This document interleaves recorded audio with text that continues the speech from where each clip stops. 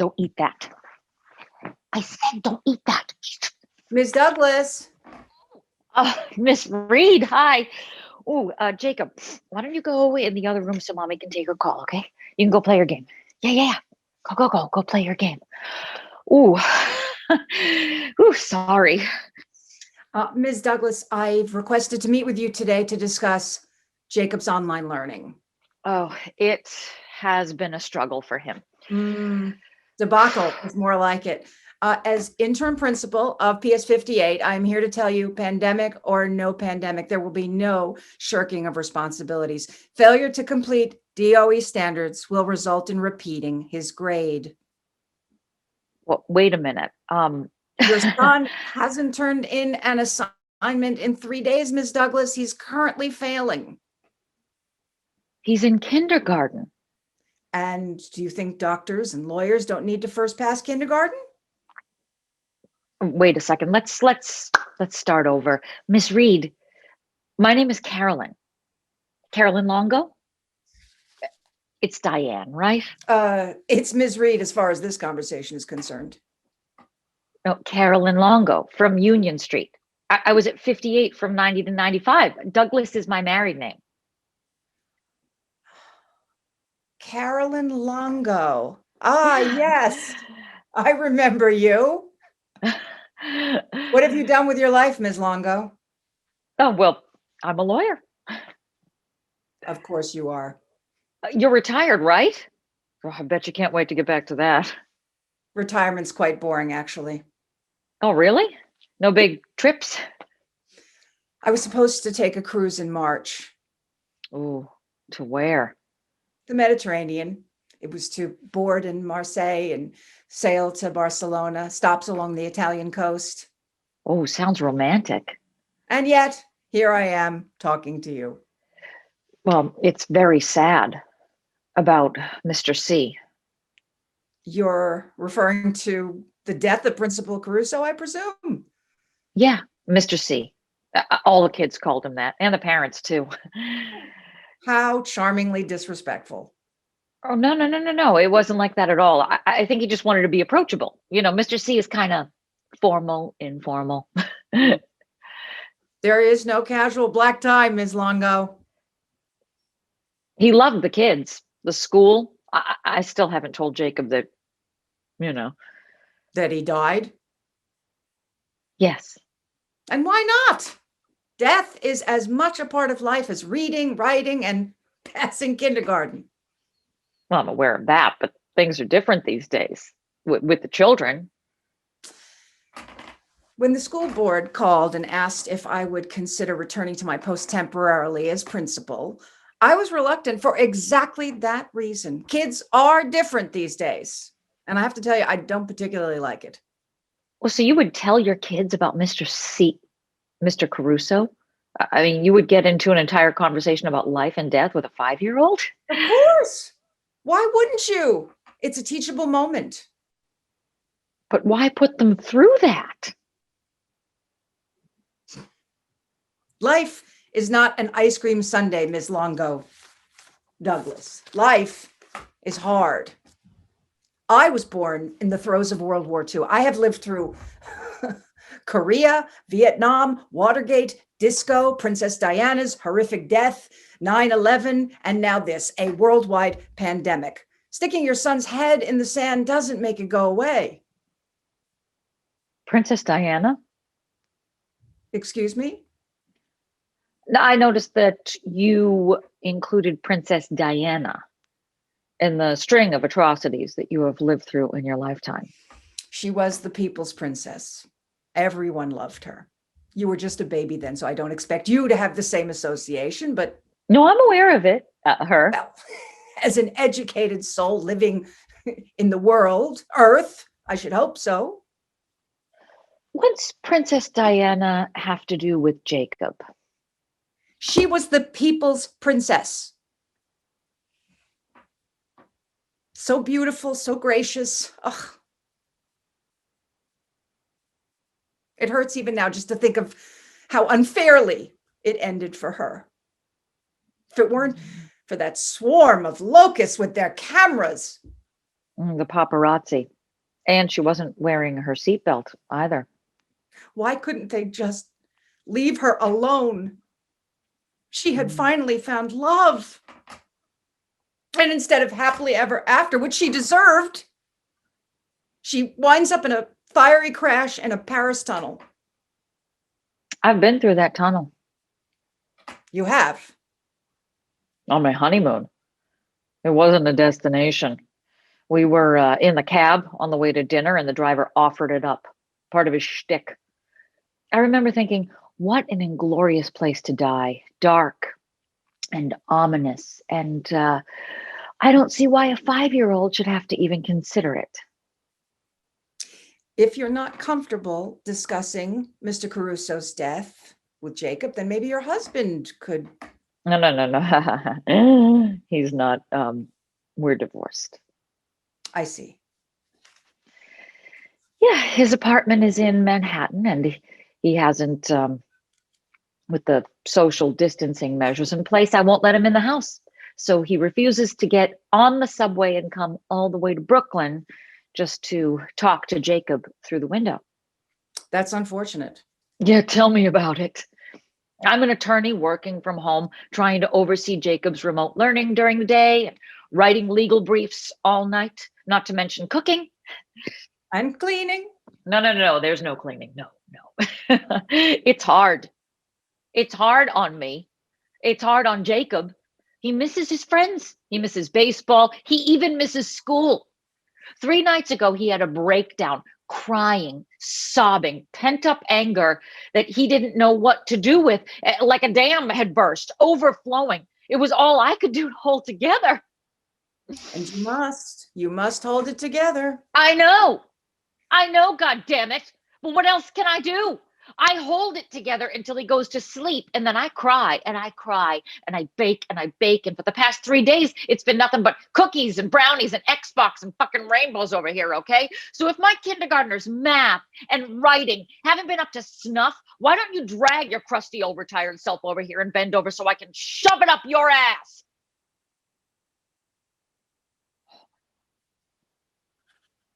Oh, Miss Reed, I am so sorry. I didn't mean to, Yes, you did. No, I am sorry. I'm under a little stress. We all are, Carolyn. Which is why it's no excuse. What's your address, dear? 264 President Street, apartment 1, correct? Oh, Miss Reed. Diane. I didn't mean that before. I wouldn't really. Shove schoolwork up my derriere. Please. I have spent my entire adult life working in the public school system. Do you really think that is the first time someone has made that threat? So then Jacob needs someone other than his mother to have a chat with him about the importance of school and routine and discipline. What are you saying? I can't parent? I am saying I am within walking distance and I have no problems speaking to people through windows. But good cop, bad cop. You know, to assuage the suspect, but keep them off balance. Good cop displays a soft and gentle humanity, while bad cop plays the authoritarian and lays down the law in no uncertain terms. There's 2 of them. Do you see? Do you know why? Why? Because if good cop spends all of her time baking cookies and Xbox, how could she be taken seriously as bad cop? You do that for me. I do that for Jacob. I'm an educator. That's my job. Oh. And if me being the heavy should somehow benefit you, well, then so be it. After all, you too were once my pupil. Miss Reed. Diane. Thank you. it's settled then. I'll be over at 3 p.m. today. And don't tell Jacob. The surprise will give you leverage when you can finally retreat into your arms. Will you talk to him about Mr. C? Would you like me to? Yes, please. Consider it done. Oh, and Carolyn, if there happen to be a few cookies outside that window, I know a crusty old semi-retired principal who would relish them. See you at 3. Good day.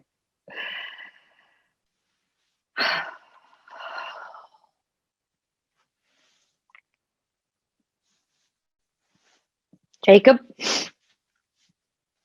want to bake some cookies?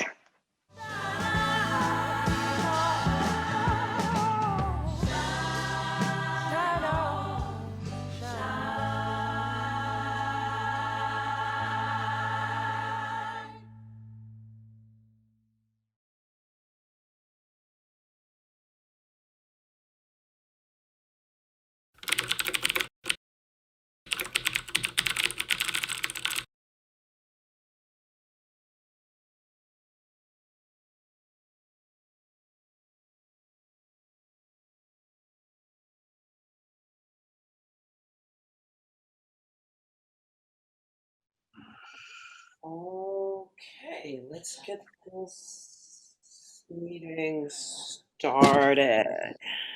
Hi, Phyllis.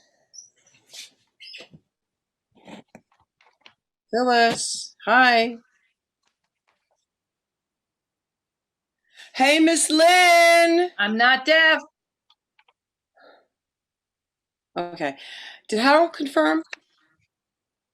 That would be your job now, wouldn't it? Okay.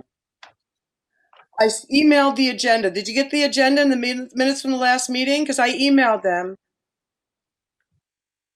Great. Hi, Rey-Ann. No, I can't hear you. I can't. You have to. I can't hear you. You have to unmute. Oh, for fuck's sake. I was muted. Can you hear me now? The whole damn city of Austin can hear you. Hey, Rey-Ann. Thanks for joining us. We spoke on the phone. I'm Jackie Biggs, and this is our. Have you met our treasurer, Phyllis Lynn? Just now. Hi, Phyllis. Yep. Phyllis is the one you're going to be replacing on the board. So once Harold gets here, we can get started.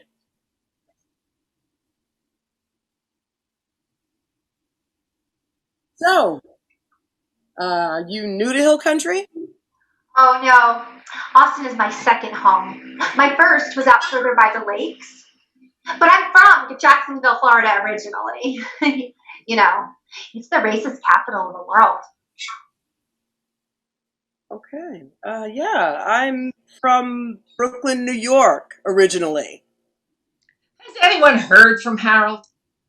You, the spiritual aura. It's radiant, even on camera. Who, me or Phyllis? Yes. And what about you, Phyllis? Now, where are you from? Can someone text Harold and see where the hell he is? I don't have all day to dick around. I got an appraiser coming over in an hour. I'll text him. So let me get all my ducks in a row here. So, Jackie, you're the co-op secretary, and Harold, he's the president, correct? Correct. He's kind of handsome, don't you think? Look, Rey-Ann, I can sense you're a little over your head here, so loosen your bra strap and take a deep breath. Now, this is how this is going to go. Harold is going to come on the call, eventually, we hope. At that point, he, myself, and Jackie will approve the minutes from the last meeting. Then we'll go through the agenda. And then, at the very, very ass end of the meeting, I will resign from the board and you will be voted into my slot. And not long after that, my shithead son will come and separate me from all my earthly possessions and deposit me in an assisted living facility or as I like to call it, COVID-19 roulette.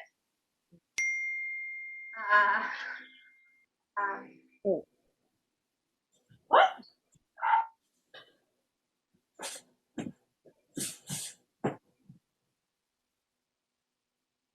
Jackie? Probably the squirts. She lives right below me. Garlic fumes coming out of her place would kill a vampire. Harold's on the roof. Why? Did she say Harold's on the roof? My windows face the courtyard. What's happening? Harold? Harold! Hey! Harold! What's happening? Stand on the ledge. On the roof. On the ledge of the roof. Does he know he's supposed to be at this meeting now? Harold, doesn't Harold have a goatee? What? No. Yeah, there's a man. He's in this building. He has a goatee. Barry, the super? Barry? Yes. Barry, the superintendent of the building. Yes. Oh. Okay. Jackie, did you text him? Yes, I texted him and he texted me back that he's on the roof. You don't think he's suicidal? Wait. Hold on a second. Are you sure it's Harold? Well, I can't be sure because I thought that Barry was Harold. Harold is black. And Barry is a 6'5" white man with a goatee. Large hands. Wait. What? Ooh, I've seen this before. In Jacksonville, Florida, when I was a kid, there was this guy, and he threw himself off the first floor of the clock tower. When his body hit the concrete, it exploded. It was like spaghetti and meatballs all over the plaza. Jackie, you know who Harold is. Is that Harold up there? It looks like Harold. Did you sleep with Harold? Well, I thought I slept with Harold, but apparently not. That's fucking Harold. Why do you think he's up there? I mean, is he depressed? Because this lockdown has really gotten my chakras like all in a funk. I could send him light. Oh, he should be safe from COVID though. Why? I got it. Anybody can get it. Really? I thought that African Americans can't get it. Okay, Jacksonville. First, my people are from Haiti. And B, that's probably just some racist shit spread around so black people can get it. Down. I'm an ally. Text him again, Jackie. So, how bad was it? I mean, the COVID. I've had worse hangovers. See, nothing. Not even any bubbles. What with Harold? Oh, no. Wait a minute. What? Are we sure that's Harold up there? Yes, and you heard about his daughter, right, Phylis? I heard, yes. Very sad. Oh, But, what about his daughter? his second daughter, Layla. She's just a few years younger than me, but there aren't many people that live in this, black people that live in this building. So we pulled in. Is Harold from Haiti as well? Harold's from motherfucking Austin. What is with you? Harold's daughter, Layla, is in the hospital on a ventilator. She caught the COVID. Wait a minute. What were you going to say, Jackie? I was going to say that I invited her out on a float boat over Memorial Day weekend, right? Some brothers and sisters and I, we get together and tie off on the lakes and float around like it's a party island. Those are really fun. Yeah, fun. Anyway, a little bit later, I got sick. And then I thought I had drunk some of that lake water, and I got a bad case of the runs. Spent the whole day on the toilet. But then after that, I lost my sense of taste and smell, and then nothing. Meanwhile, Layla got sick too, and instead of her just getting a bad case of the runs and can't see and not being able to taste anything or smell anything, she went from bad to worse. Oh my God, I keep praying, but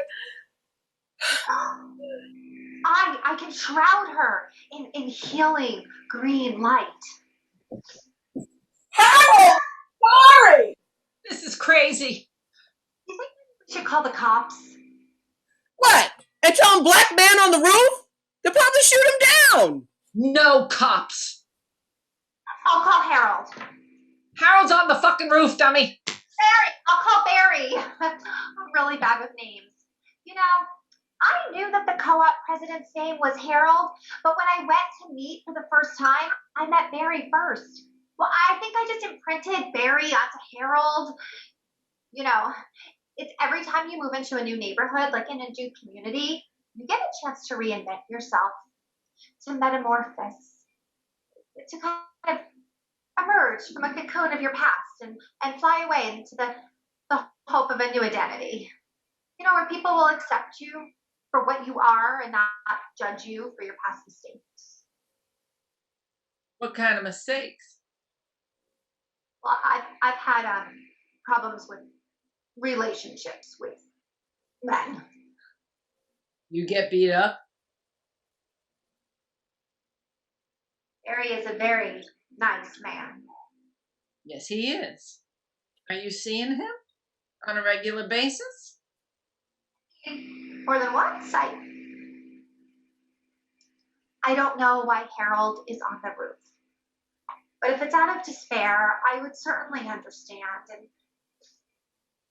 I'm sending him light. Hey, Kookie, listen, hon. We have a situation. Oh my God, he's still up there. Why would I was Phyllis, are you okay? Miss Lynn, are you okay? It's me. What? Harold and I were high school sweethearts a million years ago, right here in Austin. Wasn't fashionable for a man and woman whose colors clashed to fall in love. We didn't care. Then his father got wind of it, threw him a beating. He was scared for his son. I'm sure you understand that. I didn't.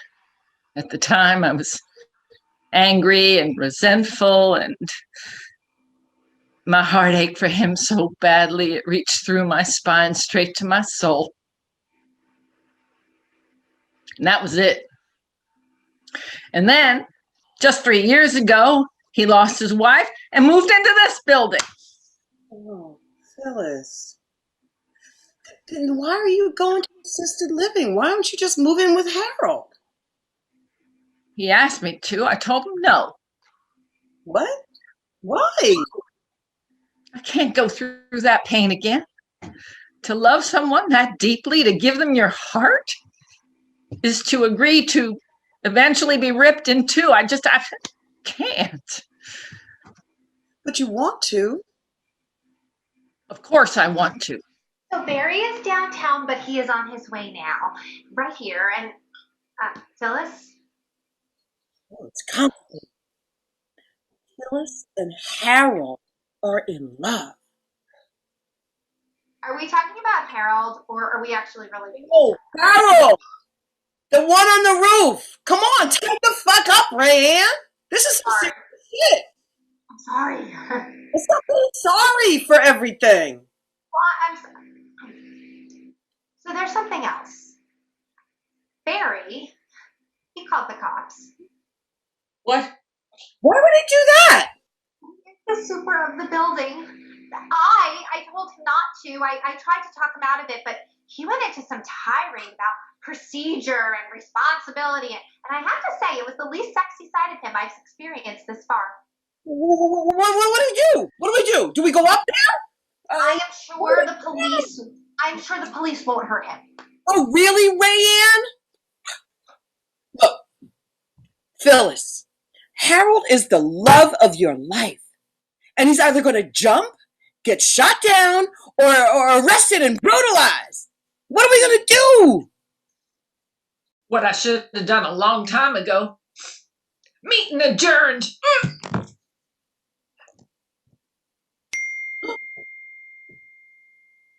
Harold! Where? Here!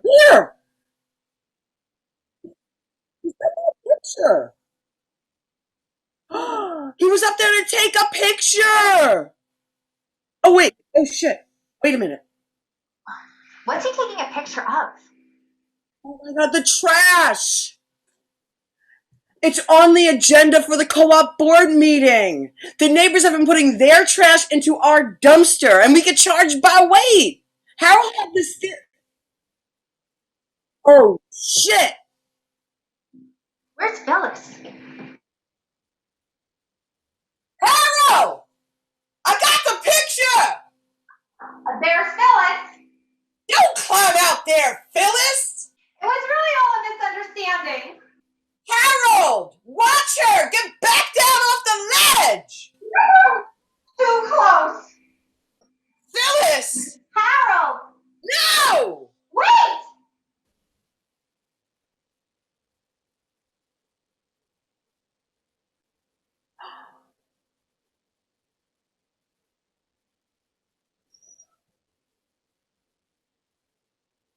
What just happened?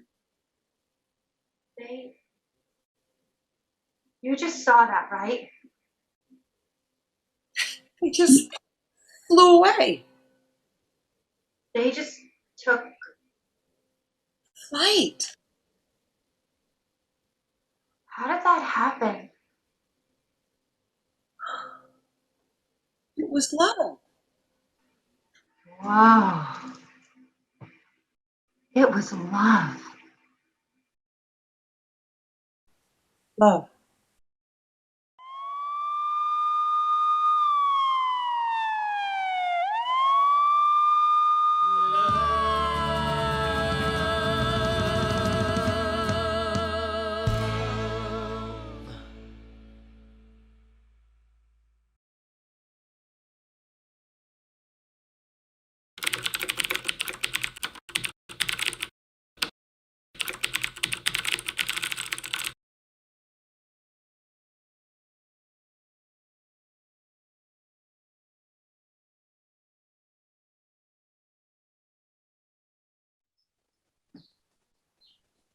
How far did you get? Virginia, maybe Tennessee. Maybe Tennessee? Well, I'm in Bristol. It's on the Virginia-Tennessee border. It's the same town, two states. I don't know which one I'm in. I asked like 5 people and no one will be straight with me. They're all giving me weird looks. I had to pull the plates on my Prius. You rented a Prius? It's good on gas. Who cares? Okay, they all know I'm a Yankee. Oh yeah, you're a regular David Wells or riding around in your bullpen car. I'm not sure that pulling the plates is going to give you much cover. Okay, well, forget the Prius. We have a real problem. What kind of problem? What's up? Joey! But Ted told me that... I thought you were dead. Wrong. I was almost dead. Now I ain't. You look great, man. Doesn't he look great, Nancy? Yeah, but... You look great, Joey. Man, I thought it was over. I was all shaky from the fever. Couldn't breathe. It's like Aaron Judge was standing on my chest. Then the doctors came in like, you need to settle your affairs before we hook you up to this ventilator shit. And I was like, damn. Okay. So I called T and told him to reach out to you. Okay, which I did, and you look so good, man. You look so good. Stop saying that. I told T to reach out because the only thing of value that I have in this entire world is my Yankee seats. Well, our seats, Nancy. I know we go 50-50 and all, but seeing that they're both in my name on account that your credit sucks, I wanted to make sure this shit was locked down. Figured if I was headed off to that big all-star game in the sky, then those tickets were my legacy, my monument out in center field. But Ted told me that you signed them over to him. Yeah, I had one of the doctors write it out on a piece of paper and then I signed it. See? Pretty sure that would hold up in court. They came in to give me something to relax me before they could hook me up to the machine. Got me all warm, like I was sitting in the sun, right in our seats on the third base line. I could smell the popcorn. Opening day. You remember that first opening day, Nancy? How warm it was? Best idea we ever had, standing around the break room. Partner up and buy 2 seats and split them up for the season. Home springs eternal in the church of pinstripes. And there I was. I could feel myself floating out over the short porch, high above the bleachers, way up into the upper deck where Tino Martinez hit a grand slam in game 1 of the 98 series. Just floating higher and higher over the Bronx now, looking down on Stan's Sports Bar, all the drunks singing, "It's up to you, New York, New York." Man, it was beautiful. Just floating in the sun until I woke up. It was a miracle. I woke up and all the doctors and nurses were like, "You did it. You beat the Rona." And I was like, Wow. a little more like, "Fuck yeah, I did." But it was those seats, our seats, that sun. That was some stone cold religious shit I just laid out. That was Mariano coming in with 2 outs in the bottom of the 9th. Made the hairs in the back of my neck stand up. Why didn't you sign them over to me? I was the one who came up to you in the break room at work and suggested that we go in on a pair of tickets together. Yeah, because your credit sucks. I was your seat partner. What am I, Chuck Knobloch? Yo, Nancy, no disrespect. It's just that T's my boy. Oh, well, he's my boy now, and those are our seats. Say what? I think what Nancy's trying to say is some things have changed since you went on your little floaty trip around the Bronx. Major League Baseball is splitting the league into 2 coasts this season. West Coast teams will play in Arizona. Arizona? Get fucked. What about the East Coast teams? East Coast teams will play in Florida. Florida? Well, what about our seats? Provided that folks quarantine for 14 days and subject themselves to continuous testing and contact tracing, teams will honor season tickets. Yeah, but they're all in fucking Florida. Our seats are in the Bronx. Fuck good's that gonna do us? I'm in Florida. What? Wait. T, where are you at? Virginia? Maybe Tennessee. I'm not really sure. You in motherfucking Bristol or some shit? Yes. You pulling the sneaky creep down to Florida? You're gonna run off with my seat partner and my season ticket and... Wait a minute. Are you two fucking... Yeah. Okay. Yes. I know it's verboten. I know she's your season ticket partner. It just kind of happened. I thought I lost you, man. And I didn't even really know Nancy. And then we started chatting. And then a couple FaceTimes. And then before you know it, Zoom. So you two ain't never actually been like together. Why, Joey? Are you so betrayed? Yes. You're trying to use my best friend as Steinbrenner me. Okay, Dad. I don't actually know what that means. Man, T, you were my wingman. You forget how big a nerd you were? Goony fuck, no friends, scared to tell people who you really are. What are you even talking about? Okay, just hold on. Just wait a second. Did COVID erase your memory? Because I seem to recall that in the history of histories, I've been a very good friend to you. No? Okay. Let me ring the bell a few times. Who was there for the cat cancer? Who gave you his last pair of underwear that time up in Poughkeepsie? Who's got 2 thumbs and secured an orchestra seat to closing night of the abruptly shuttered SpongeBob the Musical? This guy. Was I shy and self-loathing when we first met? Fuck yeah, I was, but I'm not that dude anymore, Joey. Elbow deep in a box of Little Debbie snack cakes with a big gulp chaser. I barely remember that guy. Credit where credit is due. Late night pep talks. That carriage ride. Cuddled up under the blankets. Remember how you said, if I took a chance more often, I might have a lady friend under there instead of your fuzzy ass. Well, shit, man. All I did was take your advice. We were there, and here we are, Nancy and me are for real. Oh, I ain't sad about it.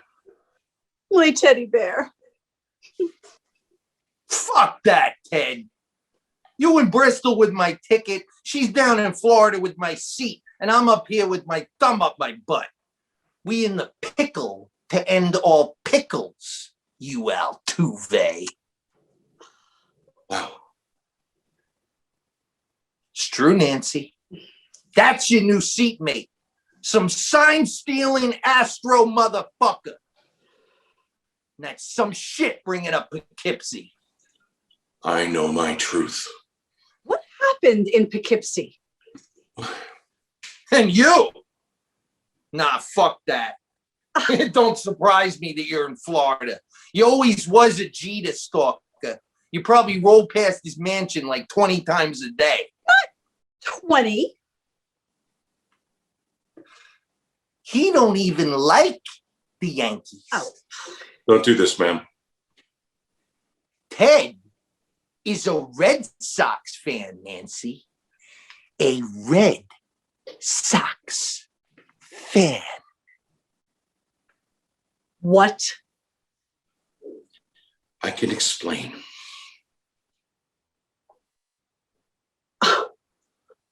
Yeah? Yeah? Go ahead, tell him. Tell it, Ted. I grew up in Pawtucket. Okay, for fuck's sake, you think I want to be a Sox fan? It's like something you're born with. It comes in your DNA like green eyes or Tay-Sachs syndrome. And when were you going to share this with me, huh? Yeah, Ted. Okay, is it really that big a deal?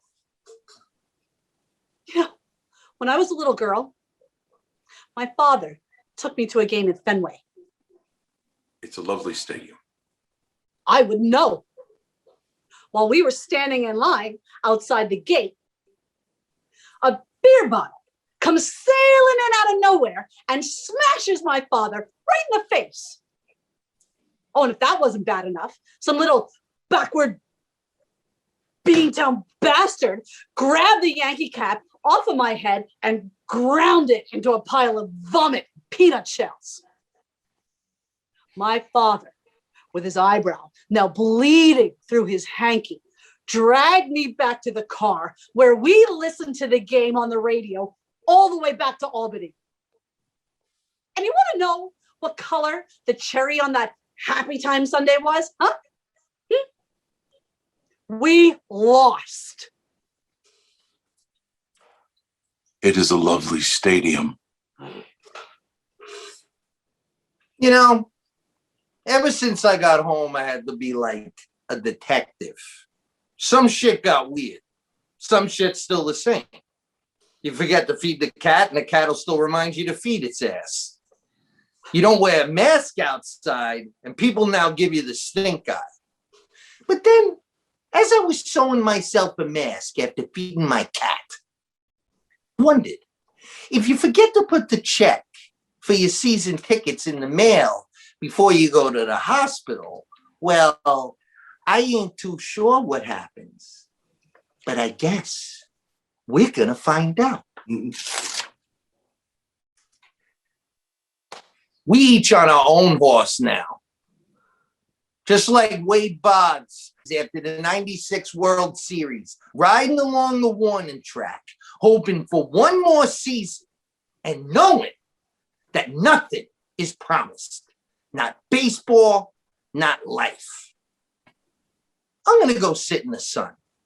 Think about the next opening day, whenever that may be.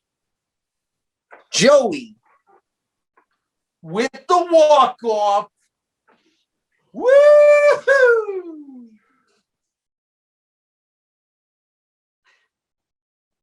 There's this song my father used to love. Tone poem. He said it reminded him of the exploration of what lies beyond the earthly plane. I always thought it sounded like a sad string orchestra. But I can hear it now. Maybe there is more to life than baseball. Maybe that's what lies ahead. Or maybe not. So, should I still, Suck it, Big Poppy. Go Sox. For it's 1, 2, 3 strikes, you're out at the old ball game. Oh, you better love or leave me and pick a one completely. I don't want no more your half-assed love. Yeah, you better love or leave me and pick a one completely. I don't want no more your half-assed love. Where's the fire that burns so bright with the whiskey kiss in a dark street light?